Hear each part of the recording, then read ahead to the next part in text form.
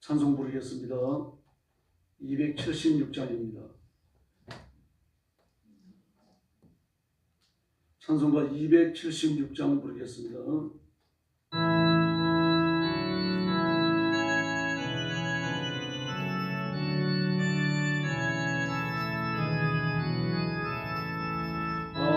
아버지여, 이 죄인을 용납하여 주시고 예수님의 이름으로 구원하여 주소서.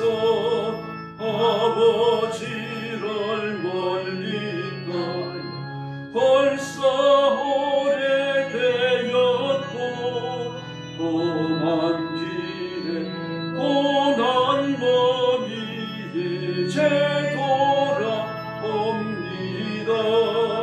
전에 하던 헛된 일을 애통하게 여기고 겸손하게 엎드려서 용서하심 빕니다.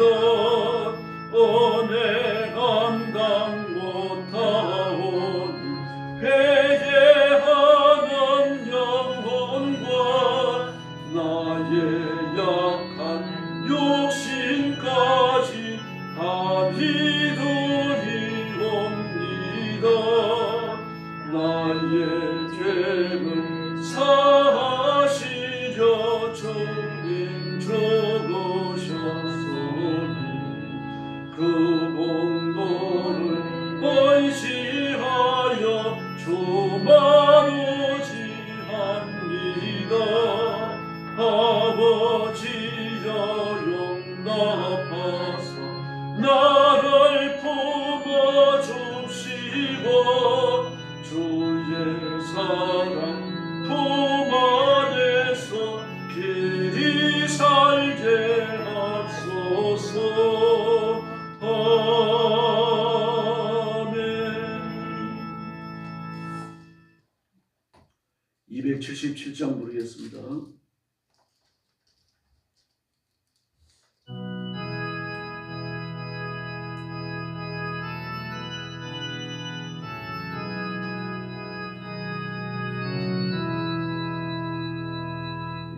양떼를 떠나서 길 잃어버린 나 목자의 소리 싫어서 먼 길로 나갔네. 캄캄한 이 몸은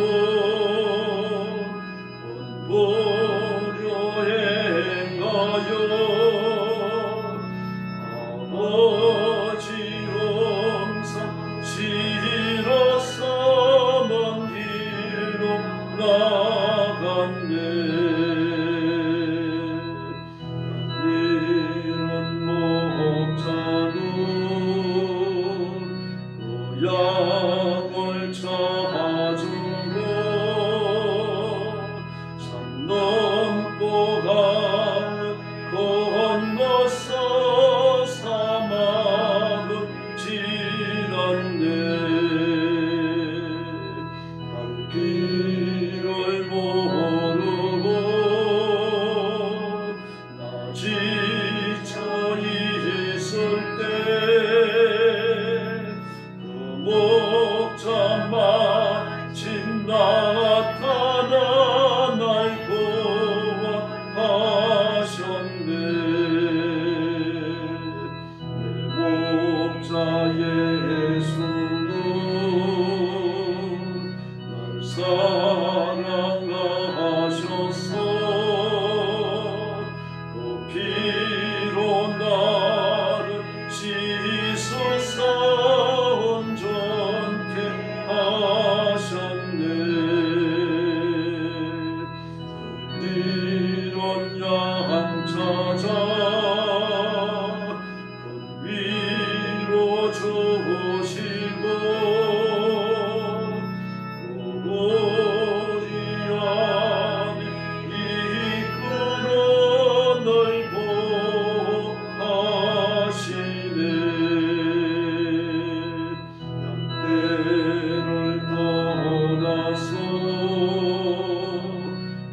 대로 다녔네.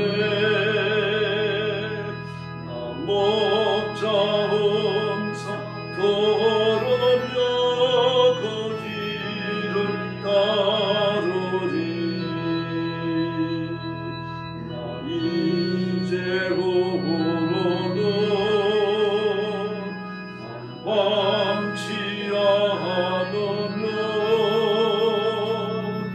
내 아버지 집에서 영원히 살겠네.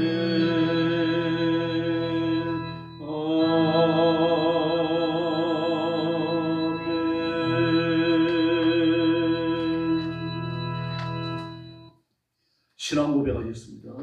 나는 전능하신 아버지 하나님 천지의 창조주를 믿습니다.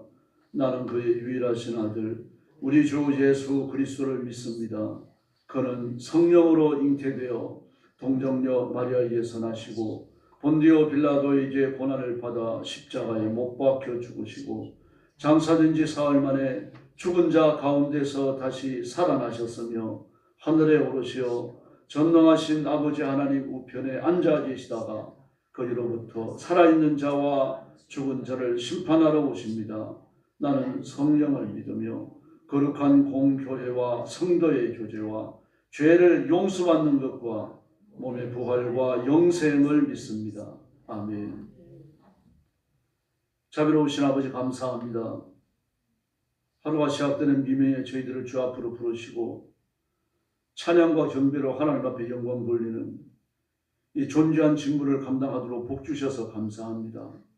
오늘 아침도 저희가 드리는 예배와 이 찬양을 기뻐 받으시며 두 손 높이 드시고 사랑하는 성도들에게 복을 내려 주시옵소서. 오늘도 전 세계에 흩어져 복음 전하는 신실한 선교사님들 주의 종들 그리고 사랑하는 성도들을 기억하시고 그 가정과 가족을 보호하여 주시기를 원합니다. 전쟁터와 재난의 현장과 죽음의 고통과 억압과 학대를 무릅쓰고 복음 전하고 있사오니 우리 하나님께서 눈동자처럼 지켜 보호하여 주시옵소서. 오늘도 말씀을 나누며 하나님의 은혜를 기다립니다. 성령께서 강력히 임하여 저희들을 다스려 주시고 하늘의 은총을 허락하여 주시옵소서. 예수님의 이름으로 간절히 기도 올리옵나이다. 아멘. 하나님 말씀 공부하겠습니다. 에스겔 41장입니다. 에스겔 41장입니다. 1절 말씀부터 제가 먼저 봅니다. 그가 나를 데리고 성전에 이르러 그 문 벽을 청량하니 이쪽 두께도 6척이요 저쪽 두께도 6척이라. 두께가 그와 같으며 그 문 통로의 너비는 10척이요 문 통로 이쪽 벽의 너비는 5척이요 저쪽 벽의 너비는 5척이며 그가 성소를 청량하니 그 길이는 40척이요 그 너비는 20척이며 그 안으로 들어가서 내전 문 통로의 벽을 청량하니 두께는 2척이요 문 통로가 6척이요 문 통로의 벽의 너비는 각기 7척이며 그가 내전을 청량하니 길이는 20척이요 너비는 20척이라. 그가 내게 이르되 이는 지성소니라 하고 성전의 벽을 청량하니 두께가 6척이며 성전 3면에 골반이 있는데 너비는 각기 4척이며 골방은 3층인데 골방 위에 골방이 있어 모두 30이라. 그 3면 골방이 성전 벽 밖으로 그 벽에 붙어 있는데 성전 벽 속에는 뚫지는 아니하였으며 이 두루 있는 골방은 그 층이 높아질수록 넓음으로 성전에 뚫린 이 골방이 높아질수록 성전에 가까워졌으나 성전의 너비는 아래 위가 같으니 골방은 아래층에서 중층으로 위층에 올라가게 되었더라. 내가 보니 성벽 3면의 지대 곧 모든 골방 이 지대의 높이가 한 장대 곧 큰 자로 6척인데 성전에 붙어있는 그 골방 바깥 벽 두께는 5척이요 그 외에가 빈터가 남았으며 성전 골방 3면의 너비가 20척 되는 뜰이 뚫려 있으며 그 골방 문은 다 빈터로 향하였는데 한 문은 북쪽으로 향하였고 한 문은 남쪽으로 향하였으며 그 둘러있는 빈터의 너비는 5척이었더라. 서쪽 들길에 뒤에 건물이 있는데 너비는 70척이요 길이는 90척이며 그 사방벽의 두께는 5척이더라. 그가 성전을 측량하니 길이는 100척이요 또 서쪽 들과 그 건물과 그 벽을 합하여 길이는 100척이요 성전 앞면의 너비는 100척이요 그 앞 동쪽을 향한 뜰의 너비도 그러하여 그가 뒷뜰 넘어 있는 건물을 측량하니 그 좌우편 희랑까지 100척이더라. 내전과 외전과 그 뜰의 현관과 문통로 벽과 닫힌 창과 삼면에 둘러낸 희랑은 문통로 안쪽에서부터 땅에서 창까지 널판 자로 가렸고 창은 이미 닫혔더라. 문통로 위와 내전과 외전의 사방벽도 다 그러하니 곧 측량한 크기대로 널판 자의 그룹들과 종려나무를 새겼는데 그 그룹 사이에 종려나무 한 그루가 있으며 각 그룹에 두 얼굴이 있으니 하나는 사람의 얼굴이라 이쪽 종려나무를 향하였고 하나는 어린 사자의 얼굴이라 저쪽 종려나무를 향하였으며 온 성전 사방이 다 그러하여 땅에서부터 문 통로 위에까지 그룹들과 종려나무들을 새겼으니 성전 벽이 다 그러하더라. 외전 문설주는 네모졌고 내전 전면에 있는 양식은 이러하니 곧 나무 제단의 높이는 3척이요 길이는 2척이며 그 모퉁이와 옆과 면을 다 나무로 만들었더라. 그가 내게 이르되 이는 여호와의 앞에 상이라 하더라. 내전과 예전에 각기 문이 있는데 문마다 각기 두 문짝 곧 접는 두 문짝이 있어 이 문에 2짝이요 저 문에 2짝이며 이 성전문의 그룹과 종려나무를 새겼는데 벽에 있는 것과 같고 현관 앞에 있는 다른 디딤판이 있으며 26절 같이 봅니다. 현관 좌우편에는 닫힌 창도 있고 종려나무도 새겨져 있고 성전의 골방과 디딤판도 그러하더라. 아멘. 에스겔 40장에 이어서 에스겔 41장도 새 성전을 측량하고 교원하는 그런 내용입니다. 성전 주변에 대한 환상을 40장에서 말했다고 하면은 이제 성전 내부에 대한 자세한 그 설계라고 해야 되겠죠. 설계에 관한 내용들을 교훈하고 있습니다. 1절로 4절까지는 성소의 내부에 대한 묘사입니다. 성소의 내부가 어떠한지, 뭐 통로가 어떻고, 그리고 또 벽이 어떤지 쭉 이야기합니다. 또 5절부터 12절까지는 지성소의 벽과 골반에 대해서 묘사했고, 그리고 13절부터 15절까지는 성전의 외부에 대한 치수를 말합니다. 그리고 16절 이하에서는 성전 내부의 장식에 대한 묘사입니다. 오늘 말씀에 보면은 척이라는 기대가 나오고 있죠. 큐빗이 아니라 척이 쓰여졌습니다.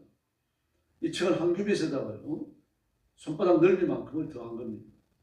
다시 말해서 팔꿈치에서 가운데 손가락 끝에까지와 그리고 손바닥 넓이만큼입니다. 이 팔꿈치에서 가운데 손가락 끝까지 하면 뭐 사람에 따라 다 다를 수밖에 없습니다. 대략 45cm에서 50cm 정도로 보고 있고요. 손바닥 넓이를 23cm로 봤습니다. 그럼 그 당시 사람들이 엄청 손이 컸던 모양입니다. 보통 23cm 나온다는 거의 불가능해 보이는데 그렇게 봤습니다. 그 45cm로 잡더라도 약 68cm 정도가 되죠. 그게 한 척입니다. 상당히 긴 거리라는 걸 알 수 있습니다. 솔로몬 성전의 그 묘사와 에스겔 성전의 묘사가 다르죠. 솔로몬 성전은 짓는 과정이 굉장히 강조되어 있습니다. 어떤 재료들을 썼고 어떤 과정을 밟았고 그리고 목공들은 하나님의 성전에 쓸 나무에다 대고 일절 쇠붙이를 사용하지 않았고 석공들도 성전 안에서는 그 돌을 갖다가 깎지 않았다고 하는 자세한 모양 말씀들이 나옵니다. 근데 어떤 나무를 사용했고 또 금은 어디서 가져왔고 이런 것들을 밝힙니다. 그러나 에스겔 성전을 보면 그 규모에 대해서 말하죠. 규모가 아주 컸습니다. 보면요. 보통 규모가 아닙니다. 그래서 이 성전의 그 지어가는 과정은 전혀 이야기를 안 합니다.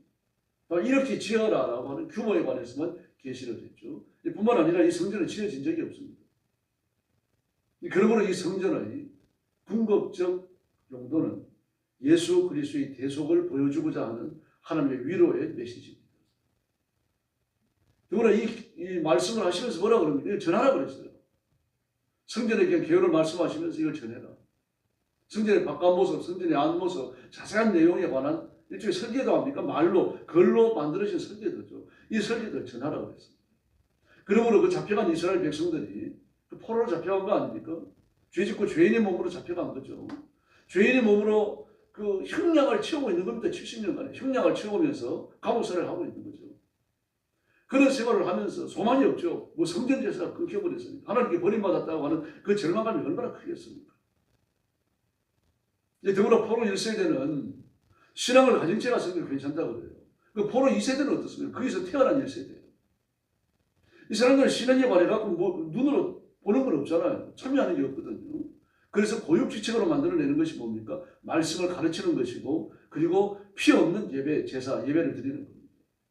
그러니까 사실은 고육지책이었지만 이게 뭡니까? 그게 정말 진지한 행동이죠. 하나님의 말씀을 깊이 있게 가르쳤습니다.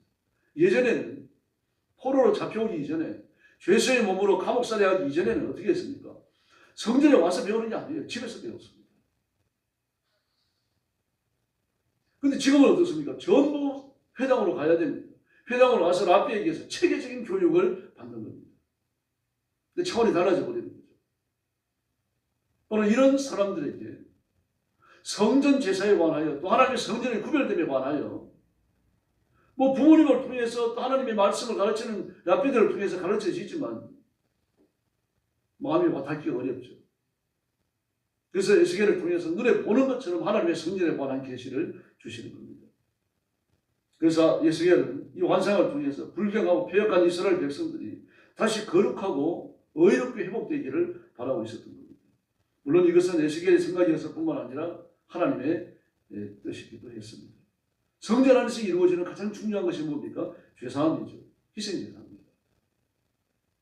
대속죄일이며 죄 씻는 물도 하나님의 성전에서 만들어냈죠. 이 성전에서 제조되는 죄 씻는 물이 아니면 성결의 물로 사용될 수 없었습니다. 깨끗게 하는 물은 유월절에 사용했습니다. 그래서 유월절에는 모든 성물을 다 담고 다 하나만 하려합니다. 지방에서 올라오는 모든 백성들은 흙을 밟고 올라오니까 부정해진 거죠. 그래서 그들에게 정결의 물을 뿌려가지고 정결케 했습니다. 또 철경을 배웠다고 의심되어지는 여자도 정결의 물로서 자신의 정결을 표시 증거해야만 했던 것입니다. 또 이뿐만 아니라 다양한 결례 사용했습니다. 성전에서 제사장이 하나님의 그 제사를 집례하기 이전에 반드시 물두멍이에서 이 손을 씻어야 했습니다. 이 솔로몬 성전에서는 물두멍이 물로 몸까지 씻었습니다. 그런 다음에 이 일을 했어요. 성막에서는 손만 씻었습니다. 또 이 단순히 하나님과의 관계에서만 이렇게 정결의 물을 사용한 건 아니죠. 사람과 사람 사이의 관계에서도 부정해졌을 때 정결의 물을 썼습니다. 그래서 레위기 14장과 15장을 보면 물로 씻어 정결케 하는 규례가 나옵니다. 또 뿐만 아니라 하나님의 성전에 사용되지는 각종 기명들도 거룩한 물을 뿌려가지고 정결케 했습니다. 그래서 하나님 앞에 이 죄사함의 과정을 거치지 아니하고는 드려질 수가 없었습니다. 예배 드리러 나오는 사람이 성결해야 되고 바치는 제물이 성결해야 되고 제물을 바치는 제사장이 정결해야 됩니다. 이 정결이 없이는 하나님 앞에 제사가 상달되지 않습니다. 심지어 대속죄일에 1년에 한 번 지성소에 대제사장이 들어가잖아요. 일반 제사장은 꿈도 못 꾸는 거죠. 대제사장이 예보소 입고 12개의 보석이 박혀있는 흉패를 앞에 메고 예보 흉패를 달고, 그리고 예보 흉패 안에 2개의 우림과 둠밈을 넣고 끝 보석입니다. 그리고 예보의 앞판과 뒷판을 이 겨드랑이 밑에서 가죽으로 솔개를 만들어 내고, 다음에 두 어깨의 연결 부위에는 보석을 물려갖고 연결을 시키고, 다시 말해서 이스라엘 백성들이 대제사장의 가슴에 안겨서, 그리고 어깨에 메워져서, 그리고 하나님의 성전에 들어가는 겁니다. 그 제사장이 입는 겉옷 가에는요, 석류 방울을 달았습니다. 그러면 대제사장이 지성소 안에 거느리는 동안은 반드시 딸랑딸랑 소리가 바깥으로 나오게 되어 있습니다. 그 소리가 뭐냐면요, 그 제물을 부정했고 제사장이 부정했고 하나님이 그 제물을 받지 않기 위해서 제사장을 죽음으로 심판하십니다. 그래서 제사장이 끈이 묶여져 있습니다. 혹시 죽으면 그 시신을 끌어내기 위해서요. 지성소에 누가 들어갑니까? 아무도 들어갈 수가 없습니다. 대제사장이 들어갔다 죽거든요. 이처럼 하나님께서는 아주 극단적일 정도로 정결을 요구했습니다. 만약에 수식하는 제사장이 술을 먹었다가 들키면요, 나이 많은 고참 제사장들에게 죽도록 맞습니다. 아주 뇌리에 새겨질 정도로 맞아요. 파면을 안 했습니다. 파면을 먹고 살 길이 없기 때문에. 그러나 그렇게 때렸습니다. 맞았습니다.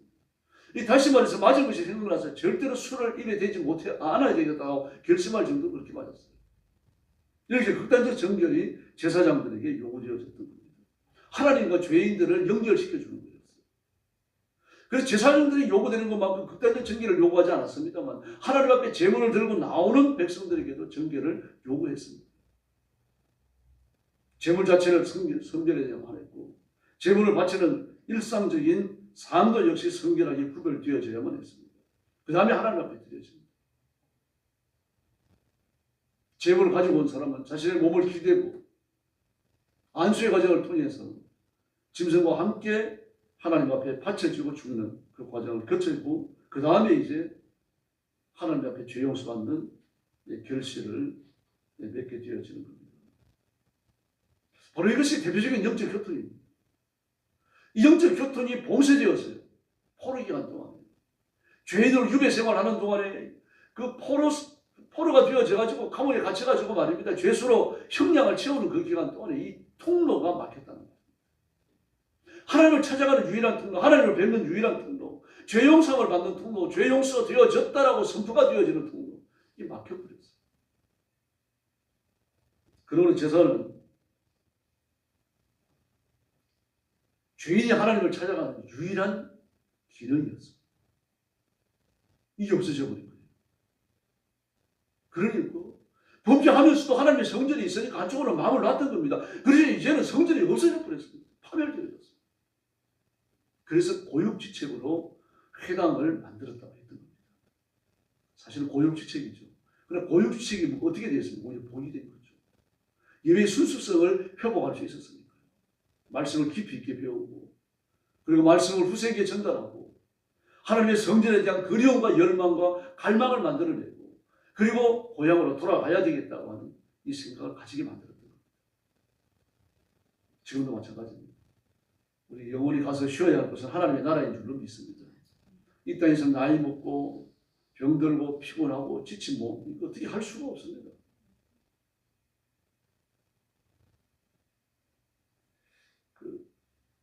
썰은 한 3년 된 핸드폰을 떨어뜨려가지고 백정이 깨져버렸어요. 딸애가 쓰던 걸 가지고 있는데 딸애가 쓰는 핸드폰은 좀 무거워요. 무거우니까 이게 꽉 쳐야 되는 거죠. 의식적으로 꽉 쳐야 되는 거죠. 두께가 있어가지고 그립감이 있으니까 또 쥐기가 좋아요. 근데 전에 쓰던 건 얇은 핸드폰이었어요. 얇은 핸드폰을 더 얇게 한다 그래가지고 가지고 껍질을 벗겨내고 이렇게 쥐고 다녔어요. 근데 나는 쥔다고 쥐었는데 흘러가고 떨어져 버린 겁니다. 나이가 들어서 그러거든요. 젊은 사람들은 절대로 안 들었거든요. 나이 먹어가는 거 어쩔 수가 없습니다. 이 땅에서는 우리가 영원히 사는 데가 아닙니다. 하나님을 섬기는 것, 하나님 앞에 받을 산 것, 신앙의 훌륭한 결실들 이런 것들을 준비하고 그리고 또 준비해가는 과정입니다. 그리고 하나님 앞에 갔을 때 이 땅에서의 삶에 대해서 평가를 받게 되는 거죠. 저와 여러분은 예수 믿었으니까 천국에 갈 것이고 그리고 온 힘을 다해서 헌신해서 하나님 앞에 멸류관 상급을 받으셔야 합니다. 이 복을 바라보고 오늘도 힘있게 사는 귀한 성도들이 되기를 예수님의 이름으로 축원합니다. 기도하겠습니다. 자비하신 아버지 하나님 감사합니다. 이 시간 주의 성령께서 능력과 권능과 의의 오른손으로 붙들어 주시고 우리가 갈 길을 한 걸음 한 걸음 인도해 주시니 감사합니다. 오늘 저와 성도들, 영상으로 예배에 참여하는 성도들, 잠자리에 들어있는 성도들까지 다 영적으로 일깨워 주시고 힘을 다하여 부르짖고 간구하고 죄와 싸울 능력을 얻게 하시며 이 땅에 사는 동안 아름답고 선하고 지혜로운 시무의 발자취를 남기게 하여 주시옵소서. 하나님 앞에 섰을 때 상받게 하시고 하나님께서 기억하시는 일꾼들이 되게 하여 주시옵소서. 오늘도 성도들을 지켜주시며 가정을 보호하시고 온 교회가 화목하여서 하나님께 영광 돌리게 하여 주시기를 바랍니다. 이 나라와 민족에도 복을 주시고 정치판이 하나님 앞에 새로워지도록 역사하여 주시옵소서. 자비하신 하나님 아버지, 온 세계가 하나님을 찬양하고 하나님을 높이며 하나님의 말씀으로 충만해지는 그날이 속히 오게 하여 주시옵소서. 오늘도 하나님께서 큰 영광 받으시고 새 능력과 새 은혜 부어주시기를 원하오며 예수님의 이름으로 간절히 기도 올리옵나이다. 아멘. 주기도 드리겠습니다. 하늘에 계신 우리 아버지, 아버지의 이름을 거룩하게 하시며 아버지의 나라가 오게 하시며 아버지의 뜻이 하늘에서와 같이 땅에서도 이루어지게 하소서. 오늘 우리에게 일용할 양식을 주시고 우리가 우리에게 잘못한 사람을 용서하여 준 것 같이 우리 죄를 용서하여 주시고 우리를 시험에 빠지지 않게 하시고 악에서 구하소서. 나라와 권능과 영광이 영원히 아버지의 것입니다. 아멘. 합심 기도하겠습니다. 자비로우신 아버지 하나님 감사합니다. 오늘 아침도 주 앞에 나와 하나님 앞에 경배하며 예배하며 기도하며 은혜와 자비를 베푸셨으니 감사합니다.